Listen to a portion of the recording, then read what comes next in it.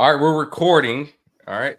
All right. It's Dr. David Rhoiney. I'm solo today. Rocking this thing by myself because my good brother, Jamie Hopkins, is not with us today. He's too busy. That's what happens when you're CEO of something and I'm just a lowly doctor, But today is awesome for the FinServe podcast because we have, first off, she's awesome to start with. And she can probably outlift majority of you guys out there. And that's Jess Boss. She's one of our FinServe mentors, and she works at a firm that I love to death, Alpha Architect, with my boy Wes Gray, Semper Fi. He's a jarhead, eats a lot of crayons, but that's my guy. He's got a PhD in finance. And then we have her mentee, Gracelyn Weist. Am I pronouncing that correctly? It's Waste, but you were close. Waste. I'm sorry. Gracelyn Waste. And then my son's telling me he has spaghetti on his shirt. No biggie, brother. I'll fix it when I'm done, okay? All right, let's keep rocking. You got sauce? Sweet. We got sauce all over the place. So, FinServe Mentorship Program, we're off and running. This is our new cohort. Because Jess is the consummate professional that she is, I'm going to let Gracelyn go first and tell us a little bit about yourself and where you're from and why did you join FinServe. And then also, I want to know what your favorite food is. And I'm hoping I know the answer since you're from the Houston area in Texas, but go ahead. Well, Dr. David, you might be wrong about the food, but I'll get to that in a minute. A little bit about me. I grew up in a small town outside Houston, graduated high school here in Magnolia, Texas, and then headed off to the University of Arizona. I wanted to do a business major. I thought I wanted to do something in oil and gas, maybe come back home, kind of follow in the family's footsteps. Oil and gas is huge out here, but I decided I wanted something a little bit more different for myself. So I took up a major in finance and got pretty involved with our business college, trying to figure out exactly where in finance I would fall. And I was fortunate enough to fall into a Wall Street preparatory cohort. Through some interviews and coffee chats, I was able to get in. And they immediately, my freshman year of college, they were like, you need to find a freshman internship. And I was like, a freshman internship? What? Like, how am I going to do that?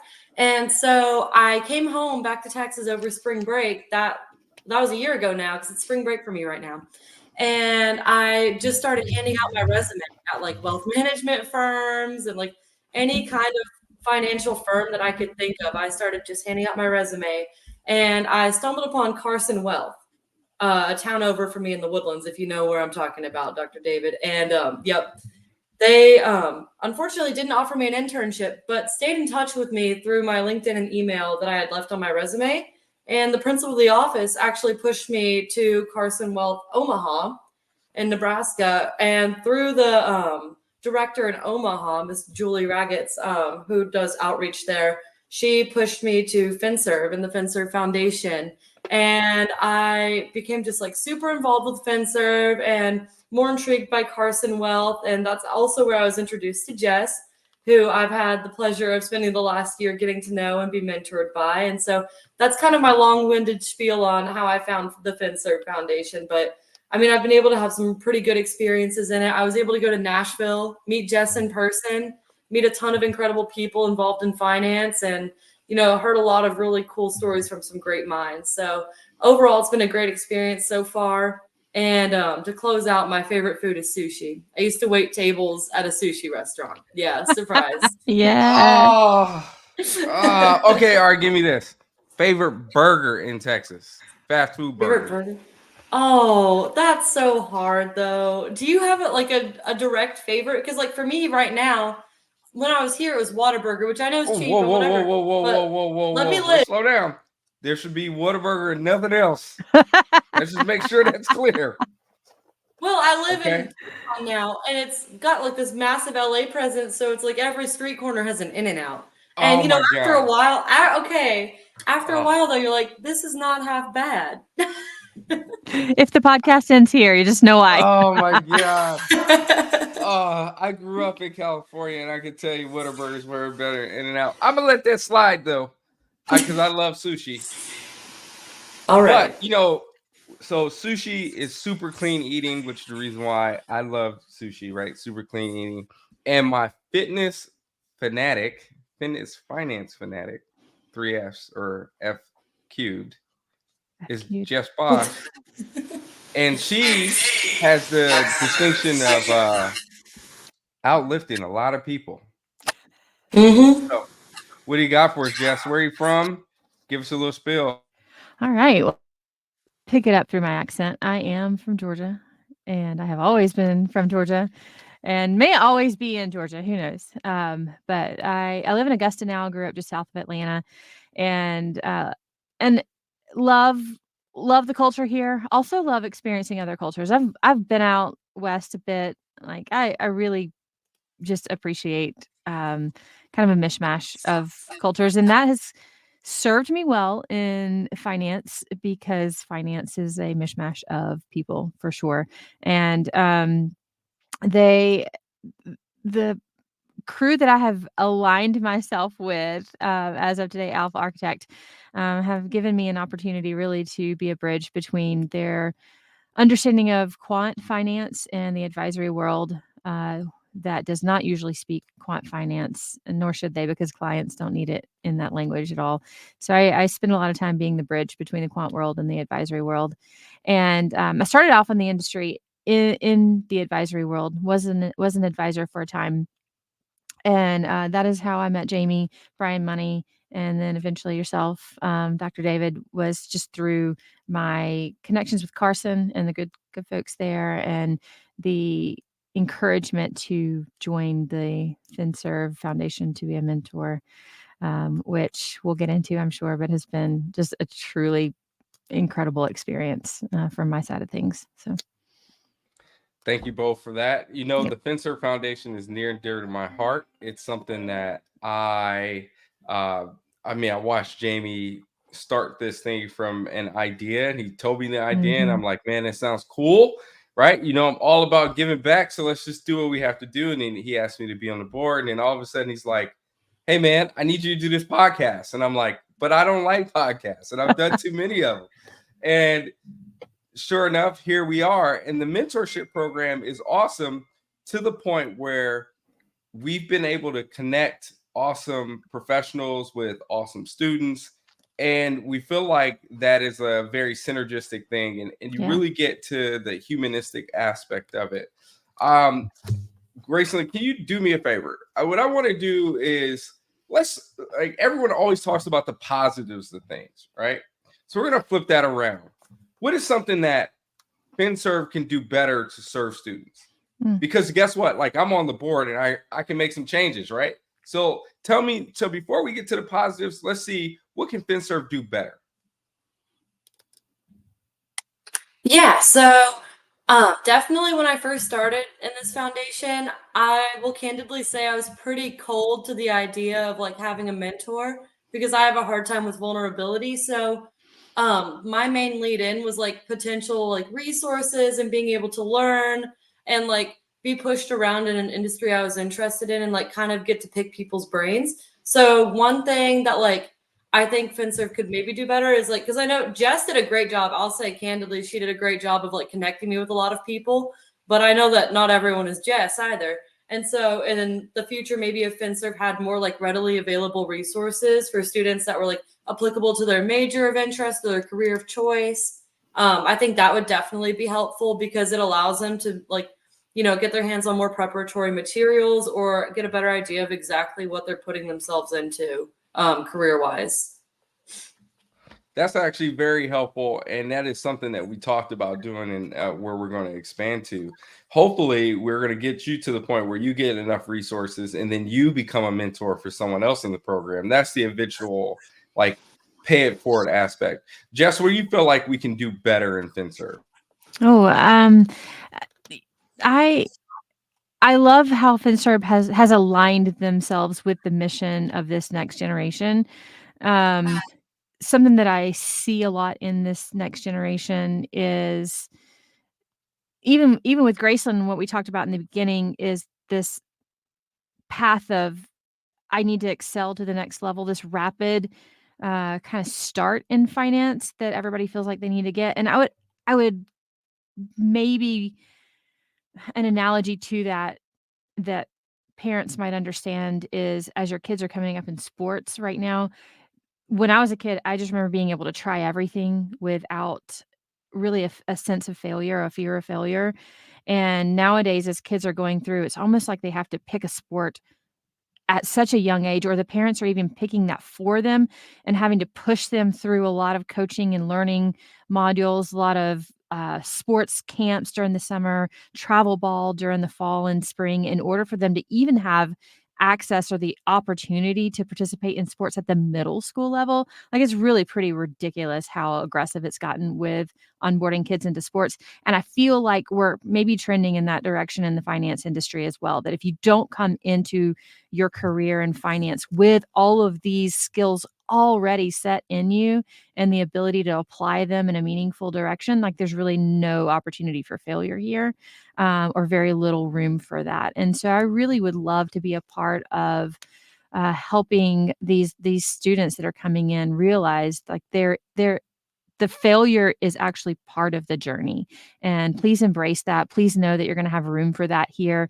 And the that's kind of a high level idea that I'm really not sure I've formed legs to yet, but it is something that's very important to me and something that I see is necessary in order for us to continue to bring in and keep more of these really engaged and wonderful, creative people in the industry of finance.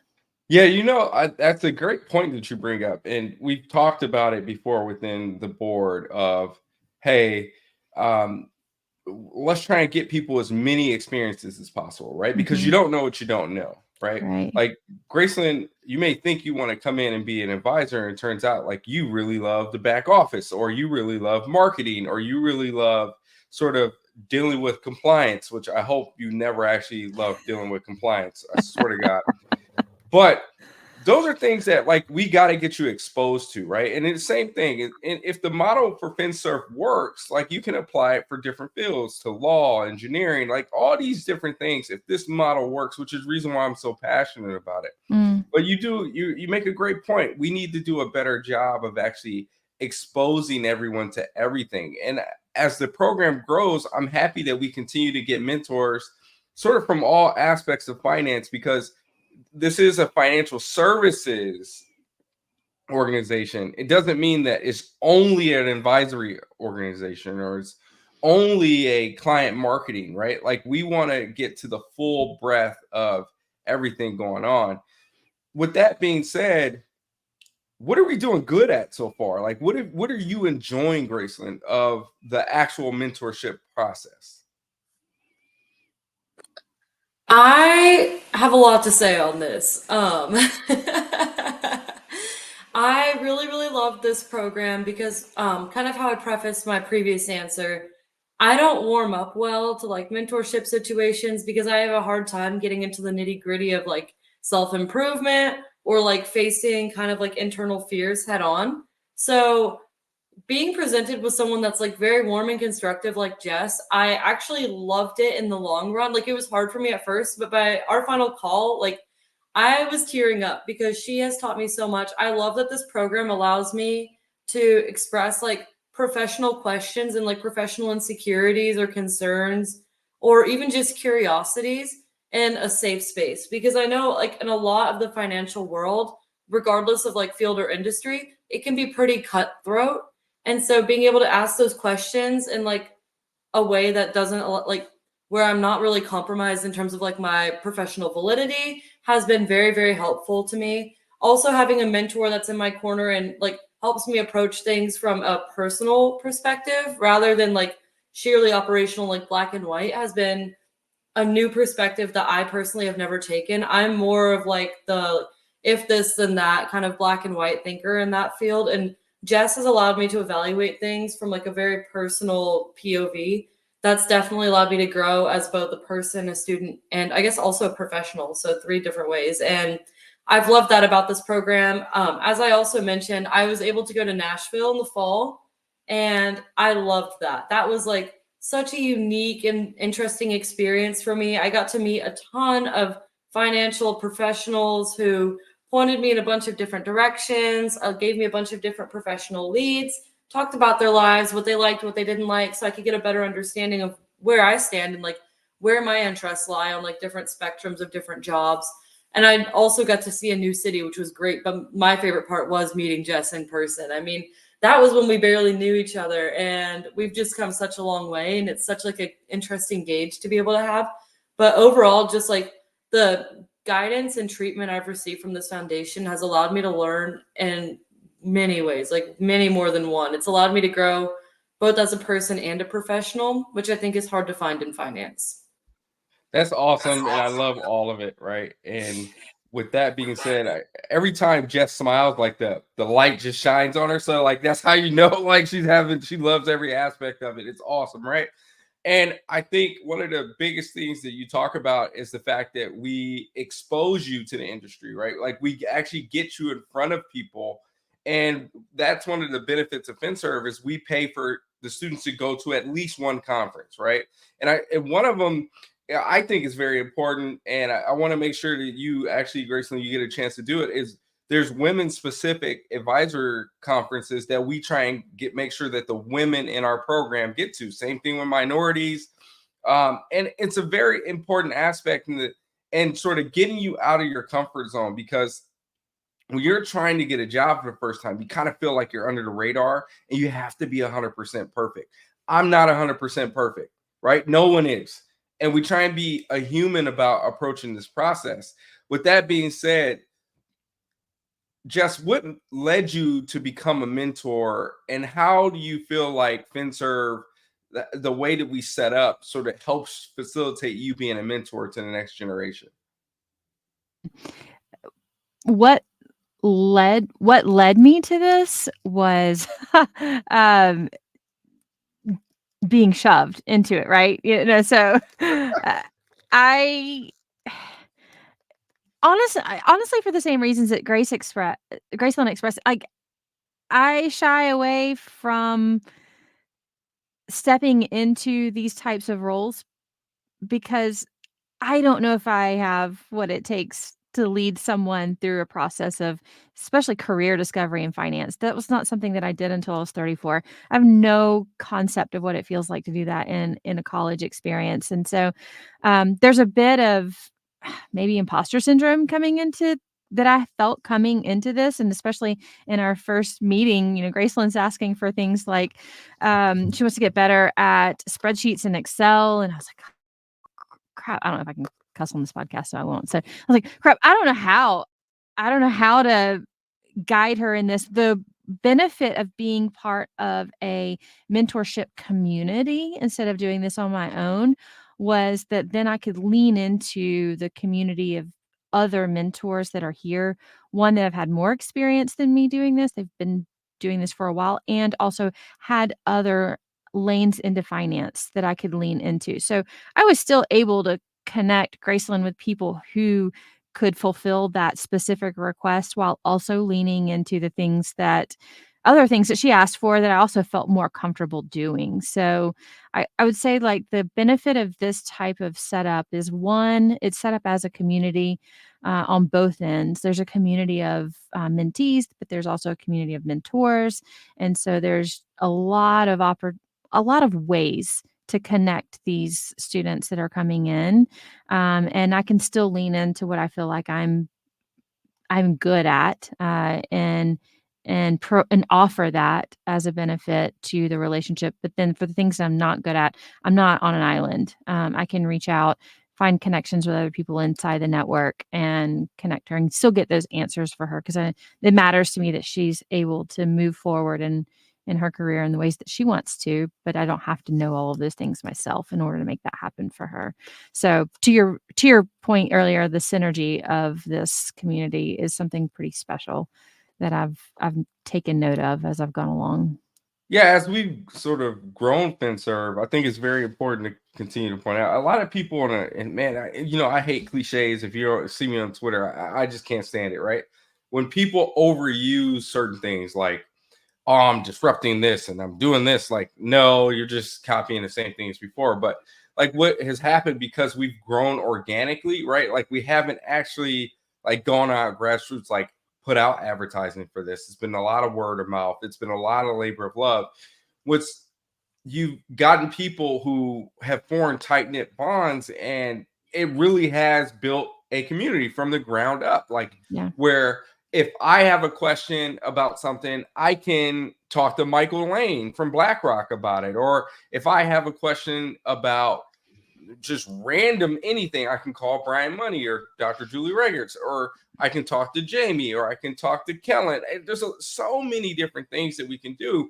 And we hope that we continue to foster that, right? Because if you're going to build a long lasting organization, something that truly, truly changes everything for the better, it has to outlive you, right? It has to become a viral sensation, and it really has to grow on its own.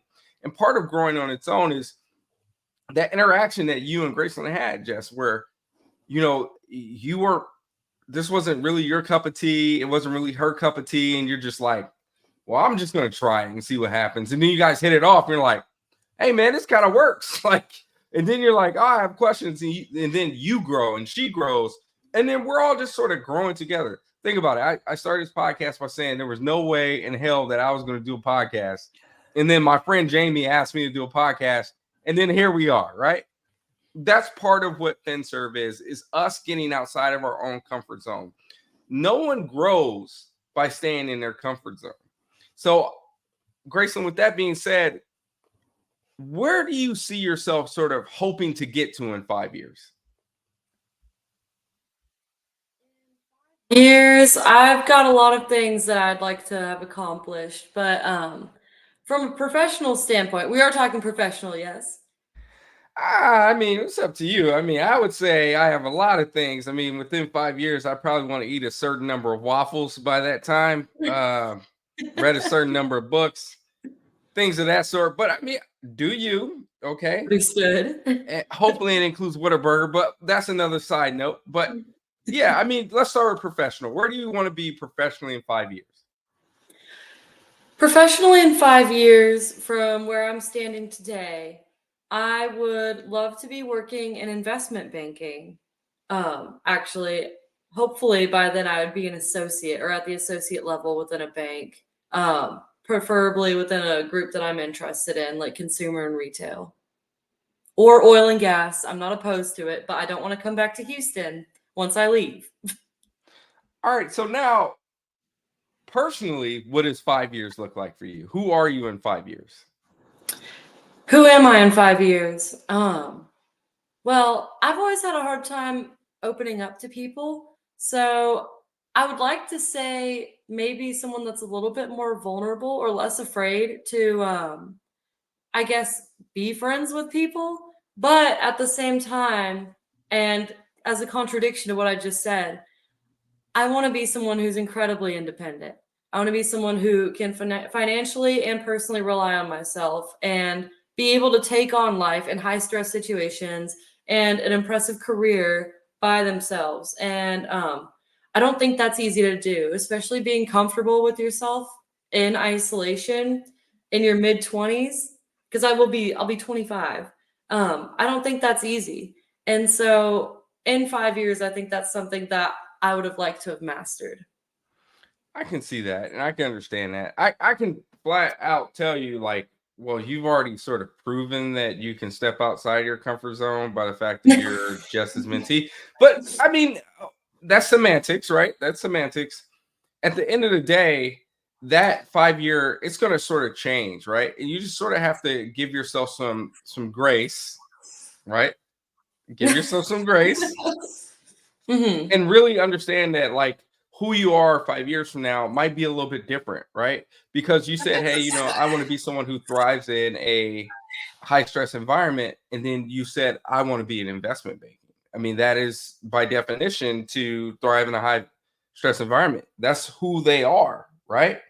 So in 5 years, I also hope that you're like, man, I just want to be a mentor too, right? So that I can teach them everything that I am learning. And it's very important because Jess pointed out something, like, she came into finance late in life, right? Everything that I know in finance, I taught myself, right? Not because that it was like I needed to. I actually didn't need to because I had zero financial literacy, but I felt like finance turned its back on me, right? And so I was trying to prove someone wrong. That was 10, 12 years ago, whatever it was. Man, I'm getting old. But now today, I don't feel like I need to prove anything to anyone but myself because I've done a lot. So my advice to you is just continue going down the path that you want to go on. And if you become an investment banker, your personal stuff that you want to grow on, you're going to grow into that. With that being said, Jess, do you have any advice for people who are discovering finance late in life and like are on the fence on like, am I good enough to make that switch? Or, man, those folks seem really smart. I don't know if I can cut it. Because I remember when you started studying for the RICP, and you can go back and you can look on Twitter, right? On my personal Twitter account, which I don't use anymore. And you can see me saying, hey, you're going to pass, right? Because you used to put your questions on there and I would sit there and answer them because I was learning it alongside you. And I'm like, you're going to pass. Don't worry. Because I can tell who's going to pass things. So with that being said, what advice do you have for that 35-year-old, that 36-year-old who's like, I don't like what I'm doing. There's really this thing I really want to do, and I don't know if I'm good enough. I'll say, and I definitely I came in this with a need to take a moment to just brag on Gracelyn and the attitude that she brought to our mentor and mentee relationship. It was one of, I know that I can figure this out. Like, one of the things about Gracelyn that I think made this experience so rich for her was her attitude of, if you tell me to do something, I'm going to do it. Like, anytime I gave her homework, she did it. Even if it was terrible homework, I didn't know if I was giving her good homework. She just took it to heart as something that could challenge her and help her get to the next level. And I think that is something so special that can take you so far in any endeavor, is just that belief that whatever has been offered to you as an experience, offered to you as a challenge, offered to you as an opportunity to take hold of that and do your best with it. And she just did that so well. So I have no doubts for her wherever she goes in her career. Like, that attitude's just going to take her limitlessly so far. And to your point, like, that is something that I wish I had wrangled a lot sooner in life, is just that belief in my own self that I can do this. I definitely think that it's a part of who I am, but it is also something that I wrestle with a lot, of questioning whether or not I have what it takes, and having to spend probably a little too much time working past that feeling of, do I have what it takes? Can I get to the next level, even if I'm playing a little bit of catch up? And so that it's something that, when I notice it, especially young people, especially like I said with Gracelyn, it's just really, it's really cool. It's really an important character trait to cultivate as early as you possibly can. That, one, you believe in yourself to be able to go after it, and two, to take on the challenges and accept the opportunities that are in front of you to grow and learn. Even if it's not something that ultimately you end up doing, it's still useful and valuable to building out who you are as a person. I love all of it. Love all of it. And you guys can see the Mamba mentality up there, right? Like, a constant quest to be the best version of oneself.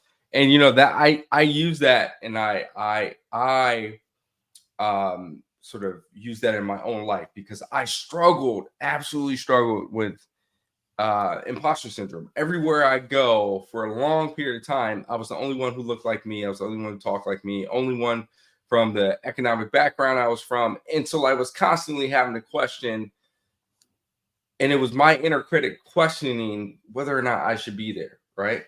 It took me a long time, and really a lot of sort of time and money spent in the last year of really, really working on myself to really understand that, like, the reason why I'm in that position is because I deserve to be in that position. That's right. And so every day, and I'm going to tell you this, Grayson, every day when you wake up, you go, you know what? I'm going to go out and choose my outcome. I want to be an investment banker, so I will be an investment banker. Who cares who is next to me? I want to go out and I want to give back. So I will give back. I will work hard every day and give back. And no matter what, you have to understand the psyche of people, right? If you tell someone your idea, not your mentor, not another friend, but you generally tell someone your idea, they have no onus, they have no regard to actually believe it. So first off, they're going to not believe you at baseline. Okay. The people, when they do believe you, have to like question it. Like, okay, that is not actual legit programming. Because if they're wrong, if someone gives you bad advice, they don't want to be that person that said, oh, actually, I gave you that bad advice. No one wants to be in that scenario. So you have to learn to just believe in yourself. And it's hard. And I spent a lot of time. I'm almost 40. Jesus, knees hurt thinking about that. But it took a lot of time and a lot of effort to really remember that every day I'm pushing against myself and no one else. Yeah. And I belong here. So with that being said, I'm so proud and so happy that both of y'all are involved with the FinServe Foundation. Have to put a plug in for FinServe because our goal is to put more people in the financial services profession who don't look like the typical person. Okay. And we all know the statistics say that if you're a white male from a privileged background, that's typically who goes into finance. We're changing that. And I'm going to use a cliche here. We're disrupting that. And that means we put money behind that. We put time behind that. We put coaching behind that. We put professionals behind that who all care and are all going in the same direction. And with that being said, we're at our time. And I want to say thank you to Jess Boss. And thank you to Graceland West. I'm sorry. I'll get it. I'm so sorry. My sushi loving, but not Whataburger loving friend. I'm a little hurt there, but thank you so much for coming on with the FinServe podcast with Dr. David Rhoiney. Thanks so much. Thank you, Dr. David. All right, guys, keep your browser open.